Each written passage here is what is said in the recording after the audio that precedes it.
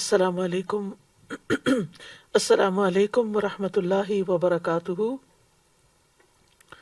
نحمده ونصلی علی رسولہ الکریم، اما بعد فاعوذ باللہ من الشیطان الرجیم، بسم اللہ الرحمن الرحیم۔ رب اشرح لی صدری ویسر لی امری واحلل عقدۃ من لسانی یفقہوا قولی۔ يا أيها الناس قد جاءتكم موعظة من ربكم وشفاء لما في الصدور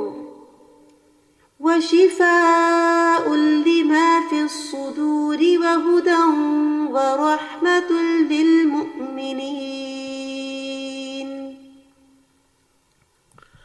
یا ایہا الناس قد جاءتکم موعظۃ من ربکم وشفاء لما فی الصدور وہدی ورحمۃ للمؤمنین۔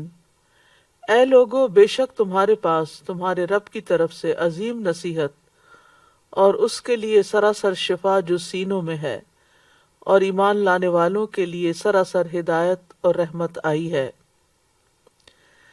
انسان جسم اور روح کا مجموعہ ہے۔ جسم زمینی اجزاء سے بنا ہے، اس کی خوراک بھی زمین سے آتی ہے، جبکہ روح آسمان سے آئی ہے اور اس کی غذا بھی آسمانی ہے۔ انسان دنیا میں کتنی بھی مادی لذتیں حاصل کر لے، لیکن جب تک روح کی نشو و نما کا سامان نہ کرے کبھی خوش نہیں رہ سکتا۔ جس طرح جسم بیمار ہوتا ہے، اسی طرح روح بھی بیمار ہوتی ہے۔ قرآن مجید دونوں طرح کی بیماریوں کے لیے شفا ہے، خصوصاً جن کا تعلق دل کے ساتھ ہے۔ قرآن مجید کی جس آیت کا آج ہم مطالعہ کریں گے، اس میں اسی حقیقت کی یاد دہانی کرائی گئی ہے کہ یا ایہا الناس، اے لوگو، تمام لوگوں سے خطاب ہے، پوری انسانیت سے۔ اور خطاب کرنے والا کون ہے؟ اللہ رب العزت، جو تمام بادشاہوں کا بادشاہ ہے۔ کیا فرما رہا ہے؟ قد جاءتکم، تحقیق تمہارے پاس آ چکی ہے۔ کیا آ چکی ہے؟ موعظۃ، ایک نصیحت آ چکی ہے۔ کہاں سے آئی ہے؟ من ربکم، تمہارے ہی رب کی طرف سے آئی ہے، یعنی کسی اور کی طرف سے نہیں، اس کی طرف سے جس نے تمہیں پیدا کیا ہے، جو تمہارا خالق و مالک ہے۔ وشفاء لما فی الصدور، اور وہ شفا بھی ہے جو سینوں میں ہے، دلوں میں ہے، جو انسان کے اندر گھٹن ہے، تنگی ہے، تکلیف ہے، اس کا علاج بھی ہے اس قرآن میں۔ وہدن، اور ہدایت بھی ہے، ورحمتن، اور رحمت بھی، لیکن کس کے لیے؟ للمؤمنین، مومنوں کے لیے۔ نصیحت اور شفا تو پوری انسانیت کے لیے ہے، اور ہدایت اور رحمت اس کے لیے ہے جو ایمان لائے۔ تو خطاب یہ کیا جا رہا ہے کہ اے لوگو، تمہارے پاس قرآن آ چکا ہے جو تمہارے دلوں کو نرم کرتا ہے۔ موعظت وہ واعظ ہوتا ہے جو دلوں کو نرم کر دے، اور اس کی وجہ سے تمہارے احوال کی اصلاح ہوتی رہتی ہے، اور یہ تمہارے پاس تمہارے رب کی طرف سے اتارا ہوا ہے۔ تو یہاں پر قرآن مجید کی 4 صفات بیان ہوئی ہیں، اور اس کی یہ خاص خصوصیات ہیں کہ یہ نصیحت ہے، شفا ہے، ہدایت ہے اور رحمت ہے۔ سب سے پہلے موعظت، نصیحت۔ موعظت ایسی نصیحت کو کہتے ہیں جو انسان کی توجہ دنیا کی مشغولیت سے ہٹا کر اللہ کی یاد اور آخرت کے دن کی طرف متوجہ کرے، اور اس سے دلوں میں رقت، دنیا سے بے رغبتی اور آخرت سے لگاؤ پیدا ہو۔ تو قرآن پڑھنے والے پھر ان صفات کے حامل ہوتے ہیں کہ ان کے دل نرم ہو جاتے ہیں اللہ کی یاد سے، اللہ کے اس کلام سے۔ دنیا کے مقابلے میں وہ آخرت کو ترجیح دینے لگتے ہیں، اور ان کاموں سے ان کی دلچسپی بڑھ جاتی ہے جو ان کی آخرت میں زیادہ فائدہ مند ہوتے ہیں۔ دوسری چیز ہے شفا، وشفاء لما فی الصدور، کہ سینوں کے اندر جو بھی بیماریاں ہیں، مثلا شرک ہے، نفاق ہے، حسد ہے، بغض ہے، خود غرضی ہے، بخل ہے، لالچ ہے، ان تمام چیزوں کو دور کرتا ہے قرآن۔ یعنی جو شخص قرآن پڑھنے کا حق ادا کرتا ہے، اس پر عمل کرتا ہے، اس کے دل سے یہ بیماریاں دور ہو جاتی ہیں جو خود انسان ہی کے لیے تکلیف کا باعث ہوتی ہیں۔ تیسری چیز وہدن اور ہدایت، یعنی یہ قرآن انسان کی زندگی کے تمام شعبوں میں اس کی پوری رہنمائی کرتا ہے۔ وہ فرد کے حقوق کے بارے میں بھی بتاتا ہے، وہ معاشرے کے بارے میں بھی بتاتا ہے، اور اس سے یہ کہ ہر ایک کے دائرہ کار کے بعد، ہر ایک کا دائرہ کار پتہ چلنے کے بعد پھر ایک دوسرے کے حقوق محفوظ ہو جاتے ہیں، کسی پر زیادتی نہیں ہوتی۔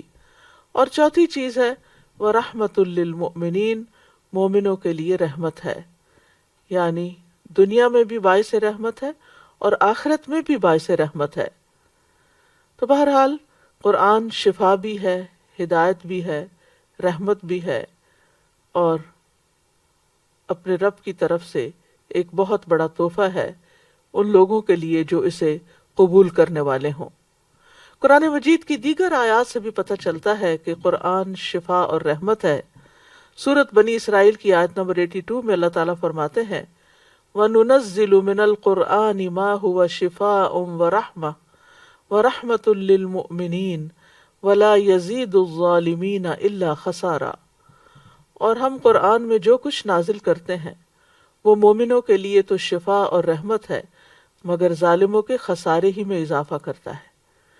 مجاہد اور قتادہ کہتے ہیں جو بھی قرآن کے ساتھ مجلس اختیار کرتا ہے تو جب وہ اٹھ کر جاتا ہے تو یا وہ اضافے کے ساتھ اٹھتا ہے یا کمی کے ساتھ اٹھتا ہے۔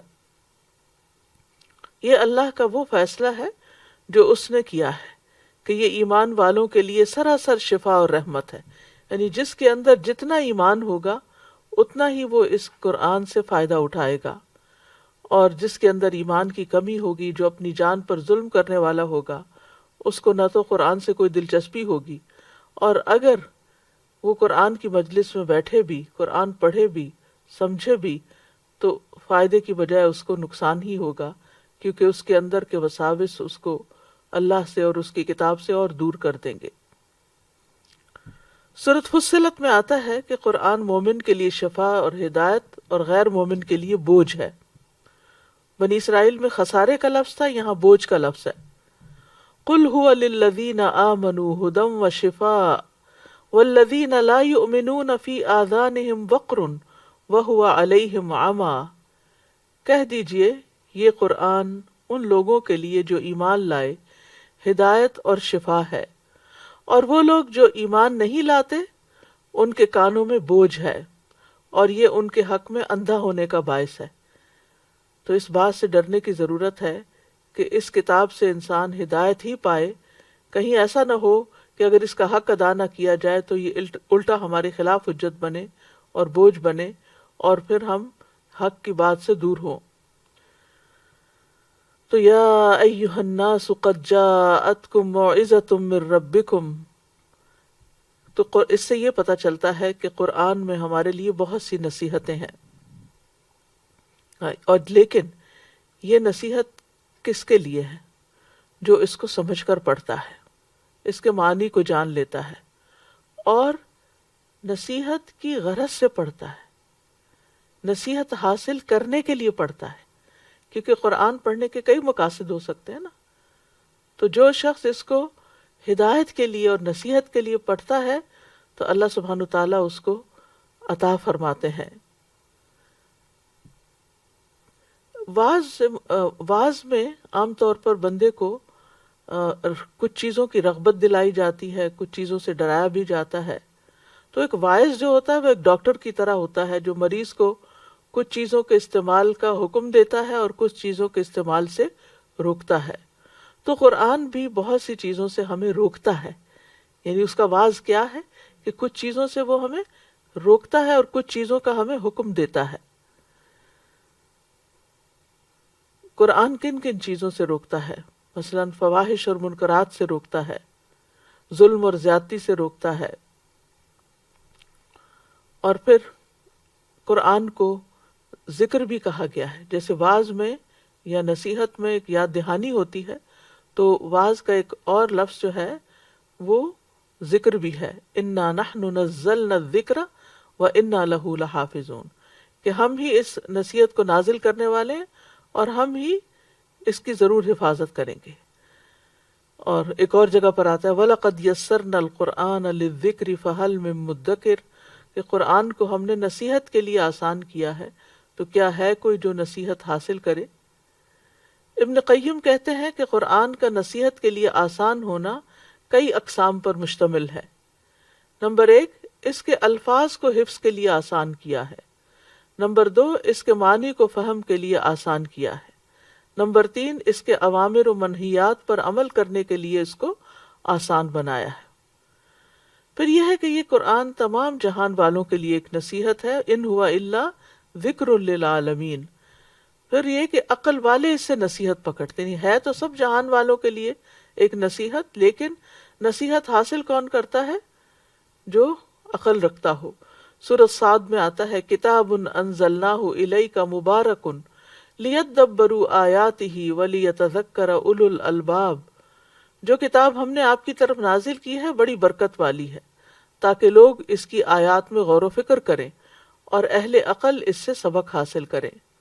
سورۃ یاسین میں آتا ہے ان ہوا الا ذکر وقرآن مبین لینذر من کان حیا، کہ وہ تو سراسر نصیحت اور واضح قرآن کے سوا کچھ نہیں تاکہ اسے ڈرائے جو زندہ ہو، یعنی یہ قرآن اس کو خبردار کرتا ہے جس کا دل زندہ ہو۔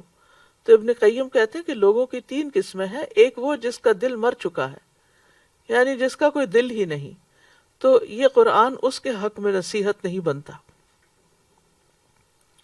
دوسرا وہ شخص جس کا دل زندہ اور اہلیت رکھنے والا ہے، لیکن وہ قرآن کی آیات کو کان لگا کے نہیں سنتا، دل سے نہیں سنتا، کہ جس کے ذریعے اللہ کی ان نشانیوں کے بارے میں خبر اللہ تعالیٰ دے رہے ہیں جو دکھائی دینے والی ہیں، تو ان کے اوپر پھر وہ توجہ بھی نہیں کرتا۔ تو یا تو وہ آیات اس تک یعنی پہنچی نہیں، یا پہنچی ہے تو اس کا دل کسی اور طرف مشغول ہے، یعنی اہلیت ہے لیکن اس تک وہ بات پہنچی نہیں کہ جس کو وہ لے کر آگے بڑھے، ترقی کرے۔ تو پھر دوسری صورت یہ ہے کہ پہنچ گئی اور وہ توجہ نہیں کر رہا، دل غیر حاضر ہے، یعنی ایک وہ جس کا دل حاضر ہے، دوسرا وہ جس کا دل غیر حاضر ہے، اس کو بھی نصیحت نہیں ہوتی حالانکہ اس میں اہلیت موجود ہوتی ہے۔ اور تیسرا وہ شخص ہے جس کا دل بھی زندہ ہے اور اہلیت بھی رکھتا ہے، اور جب اس پر آیات تلاوت کی جاتی ہیں تو وہ اپنے کان لگاتا ہے اور اپنے دل کو حاضر کرتا ہے، اور جو کچھ وہ سن رہا ہوتا ہے وہ اسی کی طرف متوجہ ہوتا ہے، ادھر ادھر نہیں اس کا دل بھٹکتا۔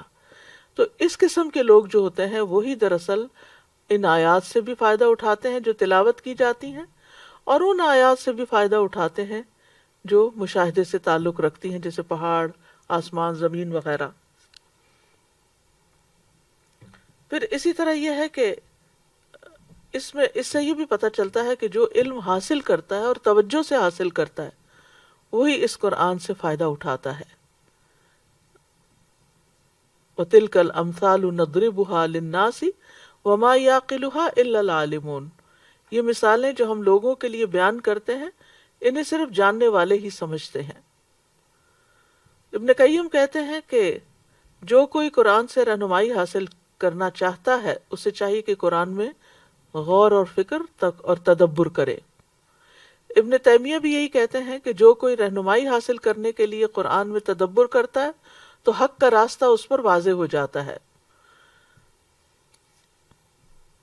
اور انہوں نے 2 شرائط بتائی ہیں کہ تدبر اور ہدایت کی تلاش ہو تب انسان کو نصیحت حاصل ہوتی ہے۔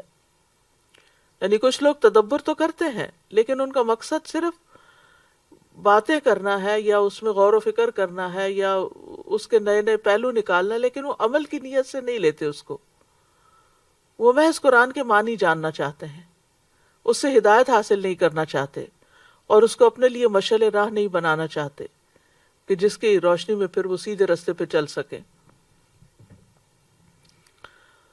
تو جب آپ قرآن میں غور کریں، تدبر کریں، تو ساتھ ہی اس سے ہدایت کی نظر سے پڑھیں، یعنی وہ تدبر ہدایت کی نظر سے ہو اور پھر اس کو اپنے لیے مشعل راہ بنایا جائے، تو اس طرح انشاءاللہ ہدایت ملے گی۔ قرآن مجید کے نصیحت کے انداز کیا ہیں؟ اس میں نمبر 1 خوشخبری دینا، نمبر 2 ڈرانا، یعنی نصیحت کے لیے وہ خوشخبری بھی دیتا ہے اور ڈراتا بھی۔ اور آپ یہ غور کریں کہ قرآن پڑھتے ہوئے کہ جہاں خوشخبری کی بات آئی ہے وہاں عذاب کی بات بھی آئی ہے، اور جہاں کہیں عذاب کی بات آئی ہے وہاں خوشخبری کی بات بھی آئی ہے۔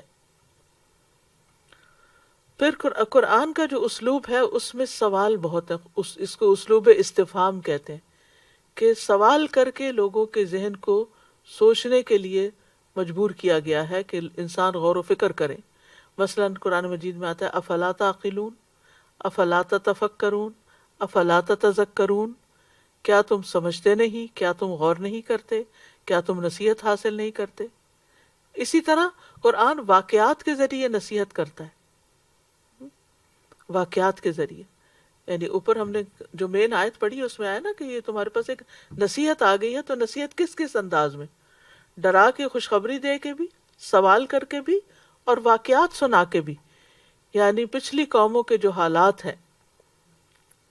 وَكُلًّا نَّقُصُّ عَلَيْكَ مِنْ أَنبَاءِ الرُّسُلِ مَا نُثَبِّتُ بِهِ فُؤَادَكَ وَجَاءَكَ فِي هَٰذِهِ الْحَقُّ وَمَوْعِظَةٌ وَذِكْرَىٰ لِلْمُؤْمِنِينَ، اور ہم رسولوں کی خبروں میں سے ہر وہ چیز تجھ سے بیان کرتے ہیں جس کے ساتھ ہم آپ کے دل کو ثابت رکھتے ہیں، اور آپ کے پاس ان میں حق اور مومنوں کے لیے نصیحت اور یاد دہانی آ گئی ہے۔ اور پھر اولین و آخرین کی خبر دے کر، یعنی قوموں کے واقعات بھی۔ تو عبداللہ بن مسعود کہتے ہیں کہ جو شخص علم حاصل کرنا چاہتا ہے اسے چاہیے کہ قرآن میں غور و فکر کرے، اس لیے کہ اس میں پہلے اور پچھلے تمام علوم موجود ہیں، یعنی ہر دور کے مطابق یہ قرآن نصیحت کرتا ہے۔ دوسری صفت جو اس قرآن کی اس آیت میں بتائی گئی ہے وہ ہے وَشِفَاءٌ لِمَا فِی الصُّدُورِ، کہ قرآن میں شفا ہے۔ ابن قیم کہتے ہیں قرآن سینے کی بیماریوں کے لیے شفا ہے، یہ ان وسوسوں، خیالات اور فاسد ارادوں کو ختم کر دیتا ہے جو شیطان دل میں ڈالتا ہے۔ اور سینے کو خاص کرنے کی وجہ کیا ہے؟ کیونکہ یہ دل اور دیگر اعضاء کا مقام ہے، یعنی سارے اعضاء ہمارے دل کے ساتھ ہی جڑے ہوئے ہیں، اگر دل کو کوئی تکلیف پہنچتی ہے تو سارے اعضاء متاثر ہوتے ہیں۔ تو اس وجہ سے خاص طور پر صدور کا لفظ آیا، یعنی جو سینوں کے اندر دل کو محفوظ کیا گیا ہے۔ اور حقیقت یہ ہے کہ دل کی لا علاج بیماریوں کی شفا قرآن کے اندر ہے۔ اور ایک دل وہ ہوتا ہے جو ایمان سے آباد ہوتا ہے، علم اور ہدایت کے نور سے بھرا ہوا ہوتا ہے، یہ دل زندہ ہوتا ہے۔ دوسرے وہ دل جو ایمان سے خالی ہوتا ہے اور وحی کے علوم سے خالی ہوتا ہے، تو یہ مردہ دل ہوتا ہے۔ تو دل کے مردہ ہونے کے دو اسباب ہیں، نمبر 1 جہالت اور نمبر 2 تکبر۔ جہالت جو ہے دل اور ایمان اور نور کے درمیان رکاوٹ بن جاتی، اور تکبر انسان کو علم حاصل نہیں کرنے دیتا۔ تو قرآن جہالت کو ختم کرنے کا ذریعہ ہے۔ جب دلوں کی جہالت ختم ہو جاتی ہے تو دل ایمان کے ساتھ لہلہانے لگتے ہیں، قرآن سے منور ہو جاتے ہیں، روشن ہو جاتے ہیں۔ تو قرآن میں جو شفا ہے وہ 3 طرح سے ہوئی۔ ایک یہ کہ گمراہی سے شفا، کیونکہ اس میں ہدایت ہے۔ دوسرے بیماری سے شفا، کیونکہ اس میں برکت ہے۔ اور تیسرے فرائض اور احکام کو معلوم کرنے کے بارے میں شفا، کیونکہ اس میں ہر چیز کی وضاحت ہے۔ کیونکہ انسان یہ کہ ہے پتہ نہیں چلتا کہ اللہ کو کیسے راضی کریں، کون سے کام کریں کون سے نہ کریں، تو قرآن اس کی خوب تفصیل بتا دیتا ہے۔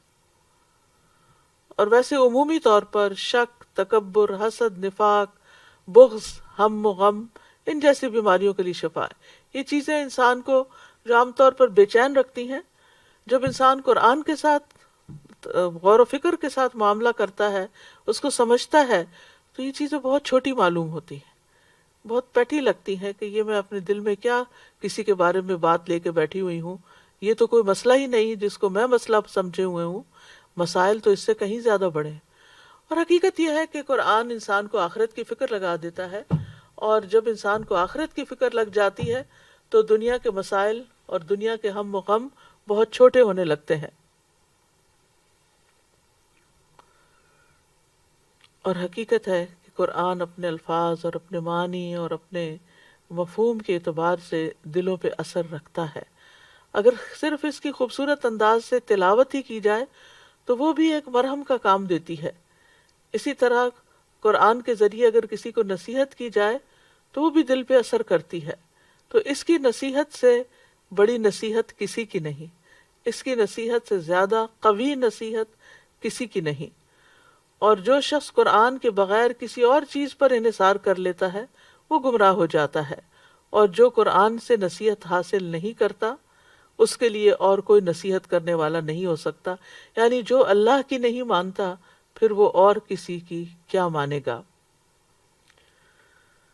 روحانی بیماریوں میں عام طور پر جیسے نظر، حسد وغیرہ، اور جادو یا جنات کا اثر، اس طرح کی بہت ساری چیزیں عمومی طور پر لوگ ان کا شکار ہو جاتے ہیں اور ان کی وجہ سے پریشان رہتے ہیں۔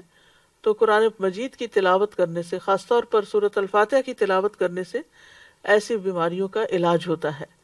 لیکن اس کا یہ مطلب نہیں کہ قرآن صرف روحانی بیماریوں کا علاج ہے، قرآن جسمانی بیماریوں کے لیے بھی شفا کا باعث ہے، اور قرآن میں ہر بیماری کا علاج موجود ہے۔ ابن قیم کہتے ہیں دلوں اور جسموں کی بیماریوں میں سے کوئی بیماری ایسی نہیں جس کا علاج اس کے سبب کی طرف رہنمائی کا ذریعہ قرآن میں موجود نہ ہو۔ بلکہ امام قرطبی تو کہتے ہیں کہ قرآن کے ہر حرف میں شفا ہے۔ وَنُنَزِّلُ مِنَ الْقُرْآنِ مَا هُوَ شِفَاءٌ وَرَحْمَةٌ، اور ہم قرآن میں جو کچھ بھی نازل کرتے ہیں وہ مومنوں کے لیے شفا اور رحمت ہے۔ یعنی اس کا مطلب یہ ہے کہ ہم نے قرآن کو بطور شفا نازل کیا ہے، کیونکہ اس میں موجود ہر حرف شفا دیتا ہے، اور قرآن سے شفا حاصل کرنا صرف اس کے بعض حصے کے ساتھ ہی مخصوص نہیں، پورا قرآن ہی شفا ہے۔ یعنی بعض اوقات لوگ صرف ایک ہی چیز کو لے لیتے ہیں اور باقی کو نہیں لیتے، تو اس میں یہ کہ پورا ہی قرآن شفا ہے، کیونکہ کسی بھی قسم کی بیماری رب کے کلام کا مقابلہ نہیں کر سکتی، اس کے آگے نہیں ٹھہر سکتی، کیونکہ یہ وہ کلام ہے اگر پہاڑوں پر نازل ہو جاتا تو اس کے ٹکڑے ٹکڑے ہو جاتے، اگر زمین پر نازل ہو جاتا تو اس کو بھی ریزہ ریزہ کر دیتا۔ لیکن اس کے لیے انسان کو یقین چاہیے کہ یقینی طور پر شفا قرآن کے اندر ہے، یعنی اس سے شفا کی اہلیت نہیں رکھتا کوئی مگر یہ کہ جس کو یہ توفیق ہو کہ وہ اس پر یقین کرے کہ یہ اللہ کا کلام ہے اور اس کے مقابلے میں کوئی بھی چیز ٹھہرتی نہیں، اور قرآن کے علاوہ کسی دوسرے کلام میں شفا نہیں، کہ اگر کوئی شعر و شاعری میں شفا ہے یا اور کسی کے کلام میں، تو ایسا نہیں۔ ابو نصر رملی کہتے ہیں ہم مکہ میں فضیل بن ایاس کے پاس آئے، ہم نے انہیں درخواست کی کہ ہمیں علم لکھوائیں، تو انہوں نے کہا کہ تم نے اللہ کی کتاب کو ضائع کر دیا ہے اور تم فضیل اور سفیان بن عیینہ کے کلام کو طلب کرتے ہو، پس اگر تم خود کو اللہ کی کتاب کے لیے فارغ کر لیتے تو جو کچھ تم چاہتے ہو تم اس قرآن میں اس کی شفا پا لیتے۔ یعنی سب سے پہلے اور سب سے اہم علم جو حاصل کرنا چاہیے وہ قرآن کا ہے، یعنی جو انسان کے لیے دنیا اور آخرت کی سعادت کا باعث ہے، اور اس کے بعد دوسری چیزوں کو اہمیت دے یا توجہ دے، کیونکہ اگر کسی کو قرآن سے فائدہ نہیں پہنچتا یا قرآن کی حکمتیں اگر کسی نے نہیں جانی تو پھر دنیا کے باقی علوم کے بارے میں تو یہ پتہ ہی نہیں کہ ان کے اندر کتنی صداقت ہے اور کتنی حقیقت ہے، کیونکہ اصل حقیقت تو قرآن ہی بتاتا ہے۔ اور جو ابن الجوزی کہتے ہیں جو اللہ کی کتاب سے شفا طلب نہیں کرتا وہ ہمیشہ بیمار ہی رہتا ہے، اور قرآن سے شفا حاصل نہ کرنا جو ہے یہ قرآن کو چھوڑ دینے میں سے ہی ہے۔ تو یاد رکھیے کہ قرآن بہترین رقیہ ہے، یعنی نظر بد، جادو، جنوں کے چمٹنے، اور اس کے علاوہ بھی قلب و روح کی بیماریوں اور جسمانی بیماریوں کے لیے بھی بہت بڑی شفا ہے۔ حضرت عائشہ سے مروی ہے کہ ایک عورت کہ رسول اللہ صلی اللہ علیہ وسلم ان کے پاس تشریف لائے تو ایک عورت ان کا علاج کر رہی تھی یا ان کو دم کر رہی تھی، تو آپ نے فرمایا کتاب اللہ یعنی قرآن مجید کے ساتھ اس کو دم کرو، اس کا علاج کرو۔ جب نبی صلی اللہ علیہ وسلم کو مرض الموت لاحق ہوا تو آپ معوذات جن کو پڑھ کے آپ دم کیا کرتے تھے، وہ نبی صلی اللہ علیہ وسلم کے لیے حضرت عائشہ پڑھتی تھی اور آپ کے ہاتھوں پہ پھونک مارتی اور پھر آپ کے ہاتھوں کو جسم پر پھیر دیتی تھی۔ پھر اسی طرح یہ ہے کہ قرآن کے کچھ حصے جو ہیں، جیسے سورۃ الفاتحہ ہے تو اس کا نام ہی الشفا ہے، یعنی سورۃ فاتحہ خاص طور پر شفا دینے والی، کیونکہ اس میں اللہ سبحانہ تعالیٰ سے مدد مانگی جاتی ہے، ایاک نعبد و ایاک نستعین۔ پھر اسی طرح سورۃ البقرہ میں بھی شفا ہے۔ ابو امامہ کہتے ہیں میں نے رسول اللہ صلی اللہ علیہ وسلم کو یہ فرماتے ہوئے سنا کہ سورۃ البقرہ پڑھا کرو، کیونکہ اس کا پڑھنا باعث برکت ہے اور اس کا چھوڑنا باعث حسرت ہے، اور جادوگر اس کو حاصل کرنے کی طاقت نہیں رکھتے۔ پھر اس آیت سے یہ بھی پتہ چلتا ہے کہ قرآن ہدایت ہے۔ شہر رمضان الذی انزل فیہ القرآن ھدی للناس وبینات من الھدی والفرقان، رمضان کا مہینہ وہ ہے جس میں قرآن نازل کیا گیا ہے، جو لوگوں کے لیے سراسر ہدایت اور ہدایت کی اور حق و باطل میں فرق کرنے کی واضح دلیلیں ہیں۔ پھر اسی طرح سورۃ بنی اسرائیل میں آتا ہے کہ یہ قرآن سب سے زیادہ درست رستے کی طرف انسان کی رہنمائی کرتا ہے۔ ان ھذا القرآن یہدی للتی ہی اقوم ویبشر المؤمنین الذین یعملون الصالحات ان لہم اجرا کبیرا، بلا شبہ یہ قرآن اس راستے کی ہدایت دیتا ہے جو سب سے سیدھا ہے، اور ان ایمان والوں کو جو نیک عمل کرتے ہیں بشارت دیتا ہے کہ ان کے لیے بہت بڑا اجر ہے۔ تو اس سے یہ پتہ چلتا ہے کہ اگر کوئی شخص واقعی ہدایت کا، سیدھے رستے کا، حق کا متلاشی ہے تو اس کو قرآن پڑھنا چاہیے، قرآن کو سمجھنا چاہیے۔ پھر اسی طرح یہ کہ یہ سلامتی کی راہیں دکھانے والی کتاب ہے۔ قرآن مجید میں آتا ہے قد جاءکم من اللہ نور و کتاب مبین یہدی بہ اللہ من اتبع رضوانہ سبل السلام، سورۃ المائدہ کی آیات ہیں جن کا مطلب ہے بے شک تمہارے پاس اللہ کی طرف سے ایک روشنی اور واضح کتاب آئی ہے جس کے ساتھ اللہ ان لوگوں کو جو اس کی رضا کے پیچھے چلے سلامتی کے راستوں کی ہدایت دیتا ہے۔ پھر اسی طرح یہ ہے کہ یہ کتاب زندگی کے تمام معاملات میں رہنمائی دیتی ہے، بشرطے کہ انسان رہنمائی کی غرض سے اس کی طرف رجوع کرنے والا ہو۔ قرآن مجید میں آتا ہے وَنَزَّلْنَا عَلَيْكَ الْكِتَابَ تِبْيَانًا لِكُلِّ شَيْءٍ هُدًى وَهُدًى وَرَحْمَةً وَبُشْرَى لِلْمُسْلِمِينَ، اور ہم نے جو تجھ پر یہ کتاب نازل کی اس حال میں کہ ہر چیز کا واضح بیان ہے، یعنی آپ زندگی کے کسی بھی مسئلے کے بارے میں اس سے رہنمائی حاصل کرنا چاہیں، اس کو پڑھتے چلے جائیں، آپ رہنمائی پا جائیں گے۔ امام شافعی کے بارے میں آتا ہے کہ انہوں نے ایک مسئلے کی تحقیق میں 300 بار قرآن کا مطالعہ کیا، 300 بار اس کو پڑھا، جب جا کر ان کو ایک آیت ملی جو ان کے لیے یعنی کہ جس چیز کی وہ تلاش میں تھے اس کا بھرپور جواب تھا۔ لیکن ہم عام طور پر ایک تھوڑا سا حصہ پڑھ لیتے ہیں، کہیں سے پڑھ لیتے ہیں، پھر کہتے ہیں کچھ سمجھ نہیں آ رہی، پھر چھوڑ دیتے ہیں۔ نہیں، پڑھتے رہیں اور بار بار پڑھتے رہیں، آپ دیکھیں گے کہ آپ کو اپنے مسائل کا، چاہے وہ کسی بھی قسم کے ہوں، ان کا حل آپ کو قرآن میں مل جائے گا۔ لیکن اس کے لیے جلدی نہ کریں، اس کے لیے وقت نکالیں۔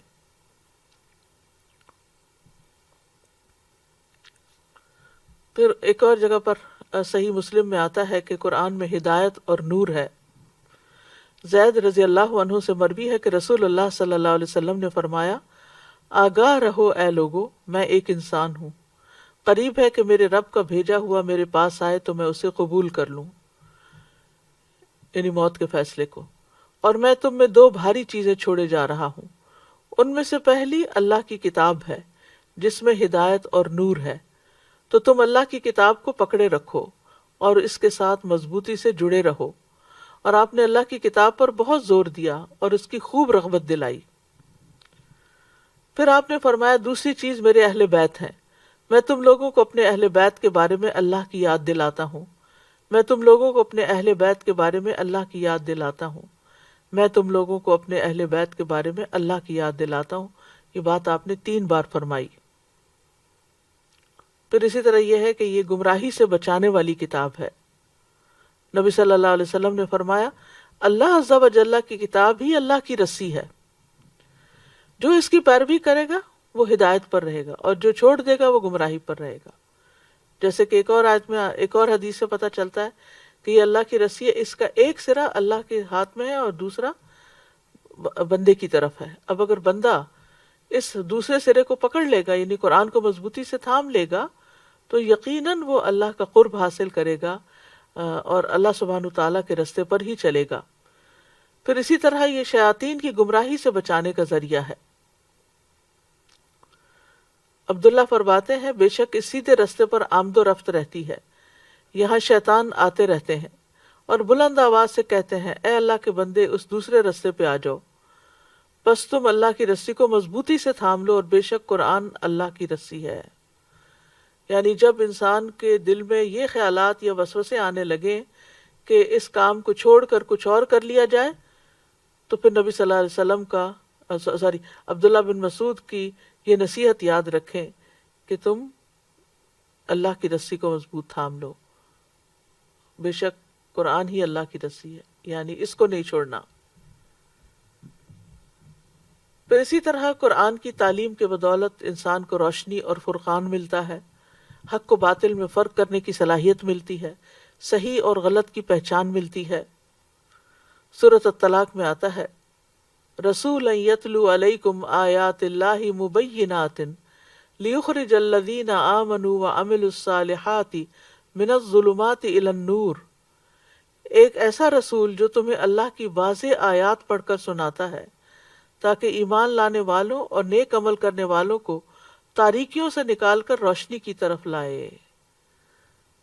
تو چاہے غموں کا اندھیرا ہو یا جہالت کا اندھیرا ہو، کسی بھی قسم، یا کفر کا اندھیرا ہو یا نفاق کا اندھیرا ہو، کسی بھی طرح کا غم دل پہ چھائے، فکر اور پریشانی چھائے، تو پھر کیا کرنا چاہیے؟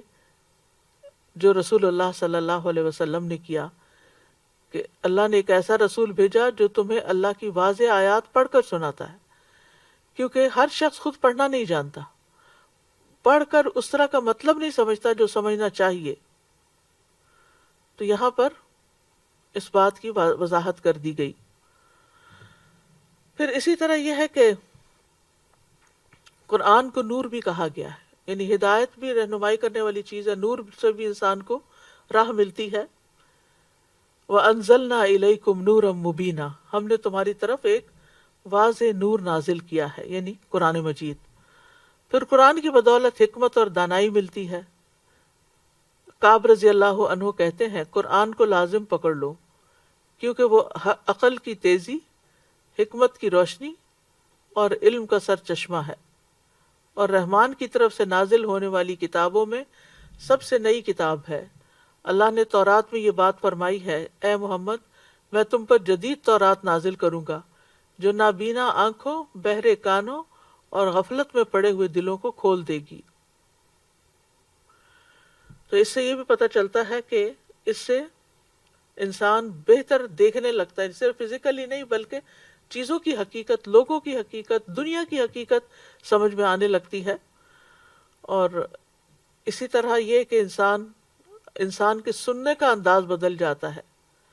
پہلے وہ صرف اپنی پسند کی سننا چاہتا ہے، لیکن قرآن پڑھنے کے بعد اس کے اندر یہ وسعت بھی آ جاتی ہے کہ وہ اپنے علاوہ دوسروں کی بھی سنے اور ہر اچھی بات کو سننے کا وہ شوقین ہو جاتا ہے. پھر اسی طرح غفلت میں پڑے ہوئے دلوں کو کھول دیتی ہے. تو یہ بھی بہت ضروری ہے کہ ہم جب پڑھیں تو دل کے ساتھ پڑھیں تاکہ دل کی غفلت دور ہو. قرآن گناہوں سے بچانے کا ذریعہ بھی ہے، یعنی صرف ہدایت کی راہ، عمل کی راہ نہیں دکھاتا بلکہ گمراہ ہونے سے بچاتا بھی ہے، گناہوں سے بچاتا بھی ہے. تو قرآن کو ہدایت کی غرض سے پڑھنا چاہیے کہ اس سے رہنمائی حاصل کریں. حسن بصری کہتے ہیں قرآن اس لیے نازل کیا گیا تاکہ اس پر غور و فکر کیا جائے اور اس پر عمل کیا جائے، لیکن لوگوں نے محض اس کی تلاوت کو اپنا عمل بنا لیا ہے. وہ سمجھتے ہیں کہ ہم تلاوت کر رہے ہیں تو ہم اس کا حق ادا کر رہے ہیں.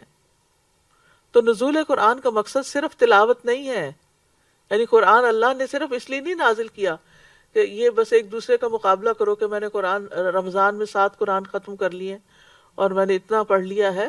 ٹھیک ہے، نبی صلی اللہ علیہ وسلم سے ثابت ہے کہ آپ ہر رمضان میں جتنا نازل ہوتا تھا اتنا جبریل علیہ السلام کے ساتھ دور کیا کرتے تھے، اور آخری سال آپ نے 2 دفعہ کیا. ٹھیک ہے، آپ 2 دفعہ ضرور پڑھیں، مثلا تراویح میں پڑھ لیں اور 1 دفعہ دیکھ کے ویسے بیٹھ کے پڑھ لیں. اگر آپ حافظ ہیں تو آپ اس سے بھی زیادہ پڑھ سکتے ہیں. اٹھتے بیٹھتے چلتے پھرتے آپ اپنے کاموں کے ساتھ ساتھ اپنا قرآن دہرا سکتے ہیں. خوش قسمت ہیں وہ لوگ جن کو اللہ نے یہ صلاحیت بخشی ہے. لیکن یہ یاد رکھا جائے کہ قرآن صرف تلاوت کے لیے نہیں آیا کہ ہم اسی کے ہی ہو کر رہ جائیں یا اسی میں ہی کھو جائیں. قرآن تو ہمیں ہدایت دینے کے لیے آیا. سب سے پہلی آیت جو قرآن کا تعارف کرواتی ہے ذالک الکتاب لا ریب فیہ ھدی للمتقین، کہ یہ کتاب جس میں کوئی شک نہیں متقین کے لیے ہدایت ہے.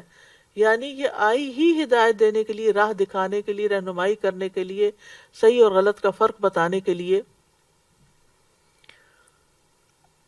اور پھر جتنا جتنا انسان اس میں تدبر کرتا جاتا ہے اتنا ہی اس کو رہنمائی بہتر طور پر ملتی جاتی ہے، کیونکہ قرآن پر تدبر سے ہی ہدایت ملتی ہے. ابن تیمیہ کہتے ہیں من تدبر القرآن طالب الہدی منہ تبین لہ طریق الحق، جو ہدایت کی غرض سے، ہدایت کی نیت سے قرآن میں تدبر کرتا ہے اس کے لیے حق کا راستہ واضح ہو جاتا ہے. اور جو تدبر نہ کرے ان کی مذمت بھی کی گئی ہے.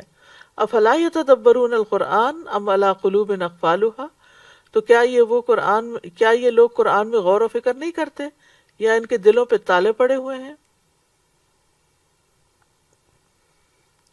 تو بعض لوگوں کو ہو سکتا ہے تدبر کا معنی نہ آتا ہو. تدبر کا مطلب غور و فکر کرنا ہوتا ہے، یعنی پے در پے اس کو پڑھنا ہوتا ہے، ریپیٹیشن کرنی ہوتی ہے، اور اس کے مفہوم اور معنی کو مختلف جگہوں سے دیکھ کر تفسیریں پڑھ کر اس کو بتانا ہوتا ہے، خود بھی اور دوسروں کو بھی. پھر قرآن کی محض تلاوت کرنے اور اس پر عمل نہ کرنے والے کی سزا بھی ہے. یعنی ہم سمجھتے ہیں کہ ہم تلاوت کر کے یا صرف پڑھ کے یا دوسروں کو پڑھا کے کامیاب ہو گئے اور یہی کام رہ گیا دنیا میں، تو ایسا نہیں ہے، کیونکہ اگر ہمارا اپنا عمل اس کے مطابق نہیں ہوتا تو بہت سخت وعید ہے. رسول اللہ صلی اللہ علیہ وسلم نے فرمایا میں معراج کی رات ایسے لوگوں پر گیا جن کے ہونٹ آگ کی کینچیوں سے کاٹے جا رہے تھے. جب بھی وہ کاٹے جاتے تو وہ مکمل ہو جاتے. میں نے پوچھا جبریل یہ کون لوگ ہیں؟ انہوں نے کہا یہ آپ کی امت کے وہ خطیب ہیں جو وہ بات کہتے تھے جو خود نہیں کرتے تھے. بعض اوقات ہم چیز فارورڈ پہ فارورڈ کرتے چلے جاتے ہیں لیکن یہ نہیں سوچتے کہ اس پر ہم نے خود بھی عمل کیا یا نہیں، یا وہ ہمیں سمجھ بھی آئی یا نہیں. پھر اسی طرح یہ ہے کہ اگر کوئی شخص اس سے منہ موڑتا ہے، تکبر کر کے اس پر اڑا رہتا ہے، گویا اس نے کچھ سنا ہی نہیں، تو قرآن میں آتا ہے فَبَشِّرْهُ بِعَذَابٍ أَلِيمٍ، اس کو دردناک عذاب کی بشارت دے دو. یعنی اگر وہ غور و فکر نہیں کرتا اور آیات سنتا ہے، تکبر کرتے ہوئے اپنی مرضی اور اپنی خیالات پہ اڑا رہتا ہے، تو پھر اس کے لیے عذاب کی بشارت ہے. پھر اسی طرح قرآن سے غفلت برتنے والے کی سزا ایک حدیث میں نبی صلی اللہ علیہ وسلم بتاتے ہیں کہ خواب میں آپ نے دیکھا کہ ایک شخص جس کا سر پتھر سے کچلا جا رہا تھا وہ قرآن کا حافظ تھا، مگر وہ اس قرآن سے غافل ہو گیا اور فرض نماز پڑھے بغیر سو جایا کرتا تھا. اور چوتھی صفت اس کتاب کی ہے وہ رحمت للمؤمنین، یہ قرآن رحمت ہے مومنوں کے لیے. رحمت سے مراد وہ بھلائی، احسان، دنیاوی اور اخروی ثواب ہے جو ہدایت یافتہ انسان کو حاصل ہوتا ہے. یعنی قرآن رحمت ہے، اور یہ رحمت کس کو حاصل ہوتی ہے؟ جو ہدایت پر ہوتا ہے. تو معلوم ہوتا ہے کہ ہدایت بہترین وسیلہ ہے اور رحمت مطلوب ہے، اور صرف اس کی طرف صرف اہل ایمان ہی کو رہنمائی حاصل ہوتی ہے، اور اہل ایمان ہی اس کی رحمت سے نوازے جاتے ہیں. اور یہ ایمان والوں کے لیے ہی ہدایت اور رحمت ہے۔ قرآن مجید میں آتا ہے وَهُدًى وَرَحْمَةٌ لِّلْمُؤْمِنِينَ، اور پھر جو اس قرآن کا انکار کرتا ہے تو یہ قرآن ان کے اندھے پن کا سبب بن جاتا ہے، اور اس کے ساتھ کفر کرنے کی سزا آگ، ہمیشہ کی بھڑکتی ہوئی آگ ہو جاتی ہے۔ اسی لیے کہا کہ یہ ایمان والوں کے لیے رحمت ہے، جو ایمان نہیں لاتے اس پر ان کے لیے یہ رحمت نہیں بنتی بلکہ اندھے پن کا سبب بنتی ہے۔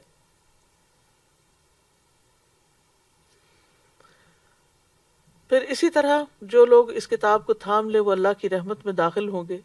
سورۃ النساء میں اللہ تعالیٰ فرماتے ہیں یا ایھا الناس قد جاءکم برہان من ربکم وانزلنا الیکم نورا مبینا فاما الذین آمنوا باللہ واعتصموا بہ فسیدخلہم فی رحمت منہ وفضل ویہدیہم الیہ صراطا مستقیما۔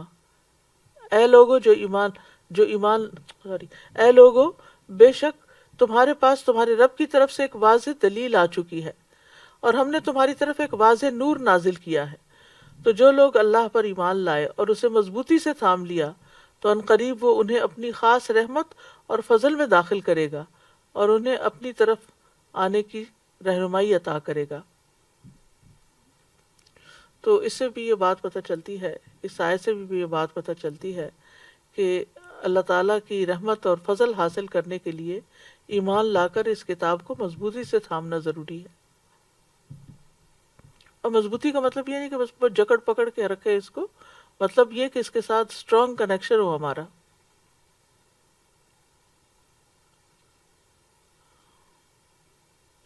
پھر اسی طرح جب تلاوت قرآن ہوتی ہے گھروں میں تو اس وقت فرشتے اس گھر کو ڈھانپ لیتے ہیں، ان گھروں کو ڈھانپ لیتے ہیں،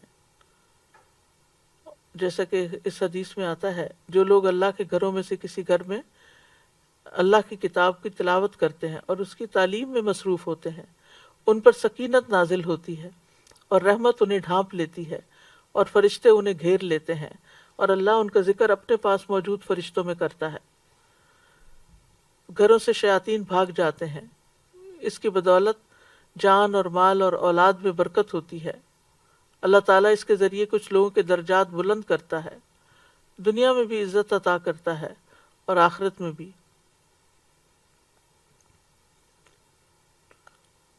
امام ابراہیم مقدسی اپنے شاگرد عباس بن عبد الدائم کو کہا کرتے تھے قرآن کی تلاوت کثرت سے کرو اور اسے ترک نہ کرو، تو جو تم طلب کرنا چاہتے ہو وہ تمہارے لیے اتنا ہی آسان ہو جائے گا جتنا تم قرات کرو گے۔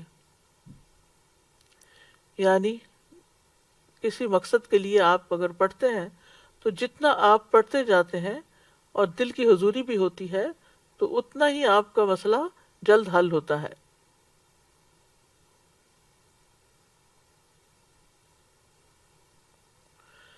پھر اسی طرح یہ ہے کہ دنیا اور آخرت میں نجات ملتی ہے، بے پناہ اجر ملتا ہے، اور آخرت میں خاص طور پر قبر کے عذاب سے حفاظت کا ذریعہ ہے۔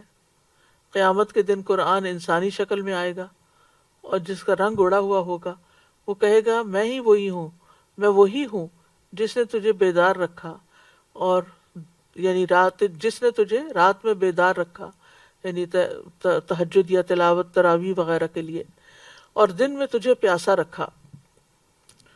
قیامت کے دن قرآن سفارشی بن کر آئے گا، بندے پر سایہ کرے گا، انسان کے لیے گواہی دینے والا ہوگا۔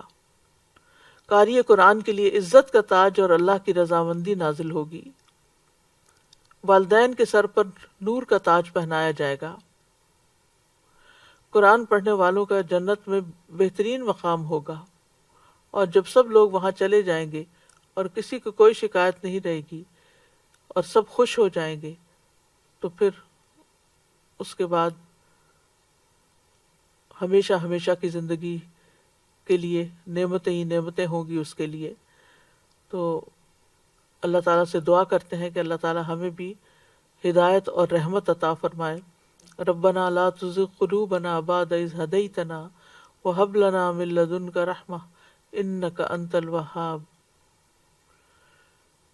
پھر اسی طرح اللہم اہدنی فیمن ہدیت، پھر یہ خاص دعا ہے جو قرآن سے متعلق ہے، اللہم انی عبدک وابن عبدک وابن امتک ناصیتی بیدک ماض فی حکمک عدل فی قضاؤک اسألک بکل اسم هو لک سمیت به نفسک او علمتہ احدا من خلقک او انزلتہ فی کتابک او استأثرت به فی علم الغیب عندک ان تجعل القرآن ربیع قلبی ونور صدری وجلاء حزنی وذہاب ہمی وغمی۔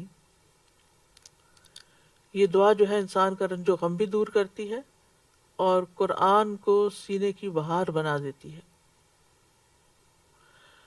آپ بھی آزما کر دیکھیے، بہت فائدہ مند دعا ہے۔ تو کرنے کے کام یہ ہے کہ قرآن سے زیادہ تعلق جوڑنا چاہیے،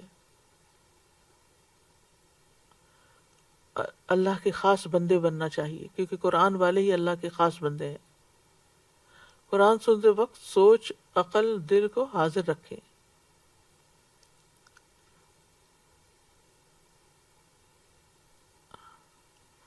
پھر اسی طرح قرآن سنتے وقت عبرت اور نصیحت حاصل کریں، اکیلے بیٹھ کر قرآن کے ساتھ وقت گزاریں اور اس پر غور و فکر کریں، کبھی مل کر بھی پڑھیں۔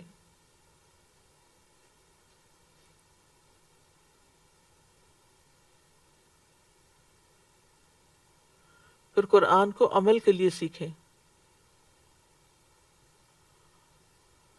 ہم دیکھتے ہیں کہ سلف صالحین عمل کے لیے قرآن سیکھتے ہیں۔ وہ کہتے ہیں کہ ہمیں سے جب کوئی 10 آیات پڑھ لیتا تو جب تک اس سے فائدہ پورا نہ اٹھاتا وہ آگے نہیں بڑھتا تھا۔ پھر قرآن کے حروف کے ساتھ ساتھ اس کی حدود کا بھی خیال رکھیں، اپنے عمل سے قرآن کی تصدیق کریں، جتنا بھی علم حاصل ہو جائے اس کو آگے پہنچائیں۔ قرآن کو آگے سکھانے کا بہت زیادہ ثواب ہے۔ نبی صلی اللہ علیہ وسلم نے فرمایا، جس نے اللہ عز و جل کی کتاب کی ایک آیت بھی سکھائی، جب تک اس کی تلاوت کی جائے گی اس کو اس کا ثواب ہوگا۔ قرآن پڑھ کر سنگ دل نہ بنیں، اپنے اندر نرمی پیدا کریں۔